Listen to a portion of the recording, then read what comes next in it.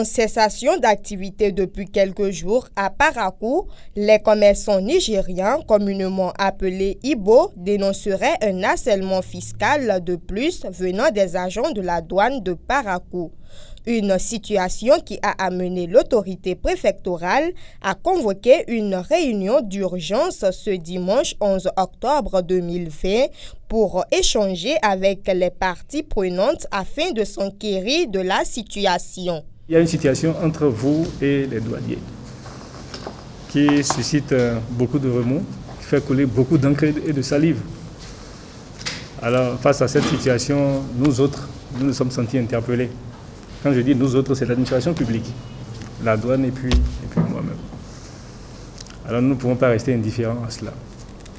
Voilà pourquoi j'ai jugé nécessaire donc, de convoquer cette séance-là, afin que nous puissions échanger, clarifier vraiment la situation et voir par quel bout tenir pour la régler, aplanir cette difficulté-là qu'il y a.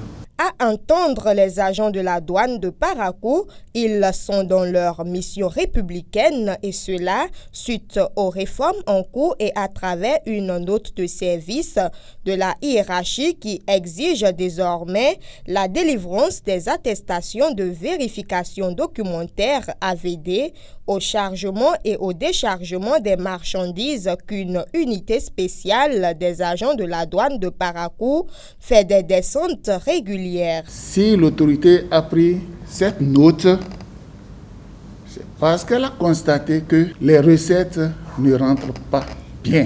Alors que nous tirons vers la fin de l'année où nous avons chacun à rendre compte, surtout les recettes et les postes des douanes. On a fixé à la douane des quotas. Ce n'est pas des millions, c'est des milliards. Même au service d'intervention rapide, à qui on ne fixait pas de quotas, cette année, on lui a fixé de quotas. Au cours de la dite séance d'échange, les débats ont été très houleux. Chacune des deux parties a expliqué ses raisons, mais à terme de cette confrontation de débat, les commerçants Ibo ont reconnu avoir mal agi puisqu'il les a été présenté par les agents de la douane certaines preuves à l'appui de leur non-conformité vis-à-vis des réformes en cours. Connu maintenant de tous, la faute avouée est à moitié pardonnée. Le coup est parti et des comptes rendus ont été déjà adressés à l'autorité. Il ne revient pas au receveur que je suis de prendre des décisions, que ce soit sur les dénonciations calomnieuses que nous avons donc subies, ainsi que sur les irrégularités en matière donc des recettes qui devraient être versés dans les caisses de l'État, mais qui n'ont pas été. La balle est donc désormais à terre et les excuses sont présentées pour les fausses accusations portées à l'endroit de l'administration douanière. Je vous demande de nous excuser.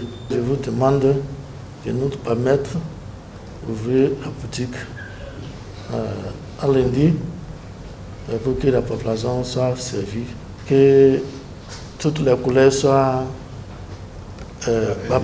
baiser, toutes les couleurs sont baisées, sans commerçant, il n'y a pas de douane. Le préfet Djibril Mama Cissé se réjouit du bon déroulement de la séance et félicite l'administration douanière de son département pour le professionnalisme dont elle fait preuve. La séance nous a permis d'aplanir toutes les divergences.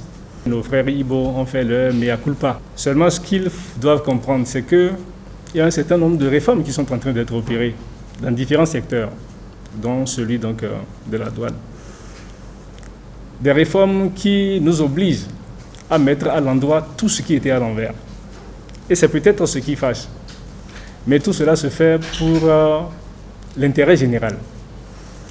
Et je m'en voudrais de ne pas ici reconnaître et féliciter l'administration douanière départementale pour le professionnalisme dont elle fait preuve chaque jour que Dieu fait, malgré la fronde qu'elle subit de la part des populations, tout simplement parce qu'elle est en train de faire son travail. Nous n'avons aucun intérêt à les persécuter. ils sont là d'une manière ou d'une autre et contribuent à l'essor de l'économie locale. Donc c'est notre devoir de leur permettre d'accomplir leurs activités comme il se doit, mais à eux donc de se conformer aux différentes réformes qui sont en cours.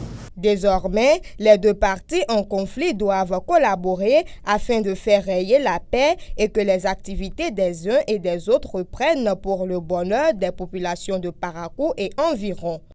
Abonnez-vous à la chaîne MP Vision TV et activez la cloche de notification pour ne plus rater nos vidéos.